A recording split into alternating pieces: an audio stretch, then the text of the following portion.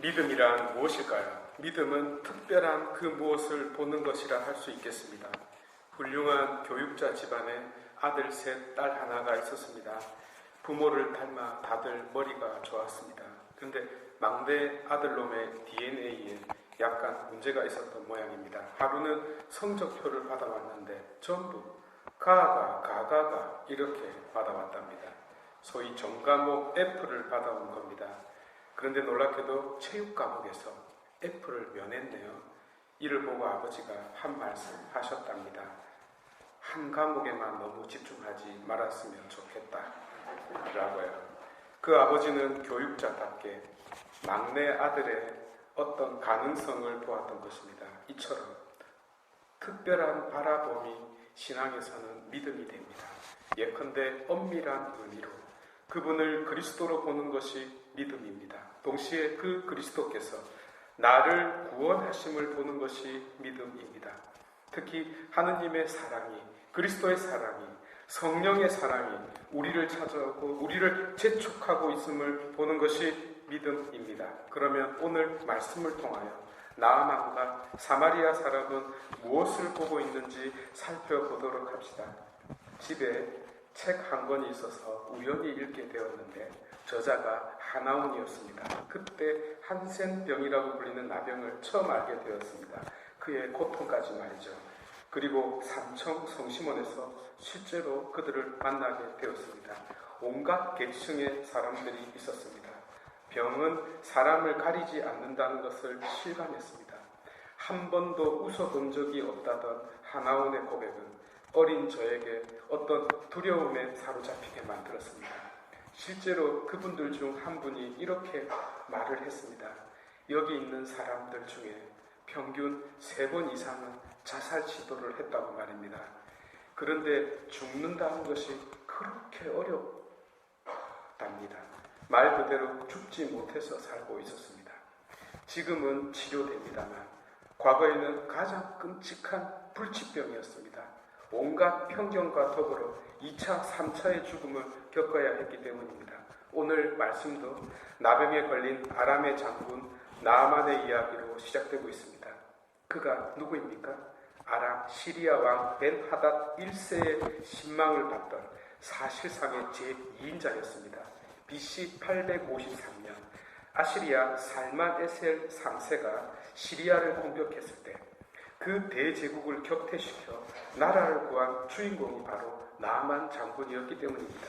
그가 북이스라엘 9대왕 여호람의 아버지 아합 왕을 화살로 죽인 장군입니다.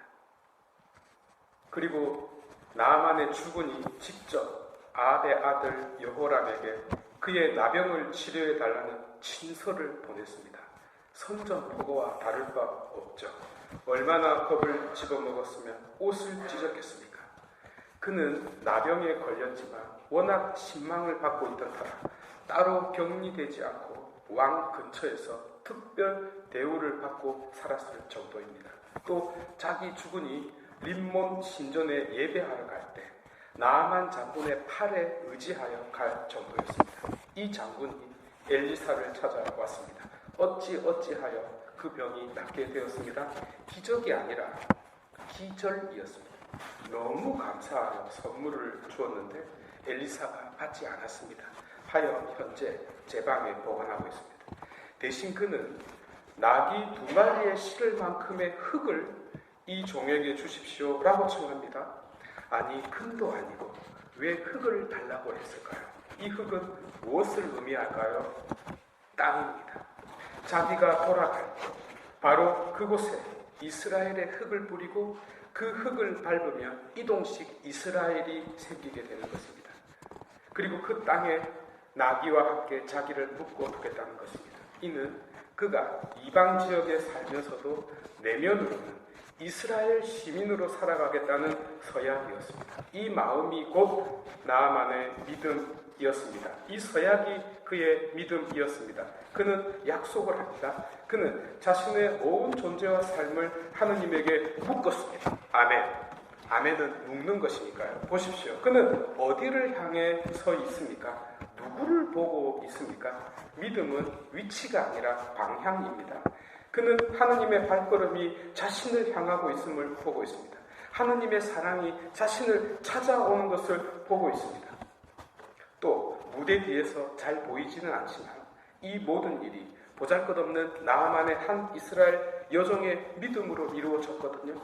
그녀는 힘들게 저 멀리 타국에 살면서도 언제나 하느님을 바라보고 있었습니다. 이 바라봄 덕분에 주인까지 치유를 받고 믿음을 가지게 되었나이다.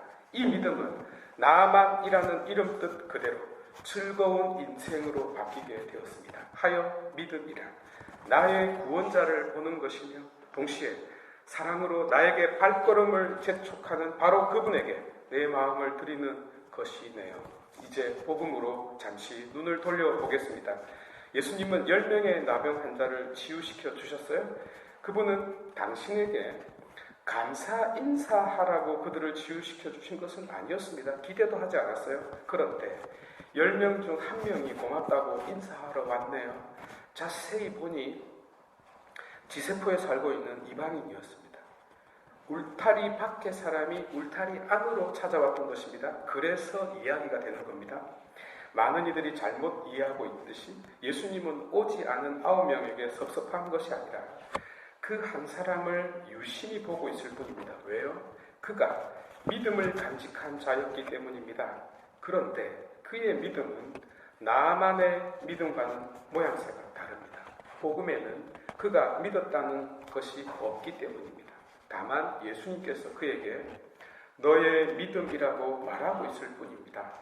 그는 감사를 드리러 왔습니다. 그렇다면 감사하는 그 마음이 믿음입니까? 그렇습니다.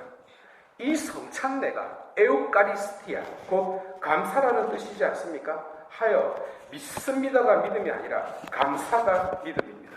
무엇을 감사해야 할까요? 역시 그리스도의 은총이, 그리스도의 사랑이 우리를 찾아오는 것을 감사해야 하는 것입니다. 그는 불행하고 고통스러운 삶 한가운데에서도 따뜻한 햇살과도 같은 주님의 손길이 자신을 감싸고 있었음을 보고 있네요. 여러분, 우리가 드려야 할 마지막 미사가 있다는 사실을 아시는지요?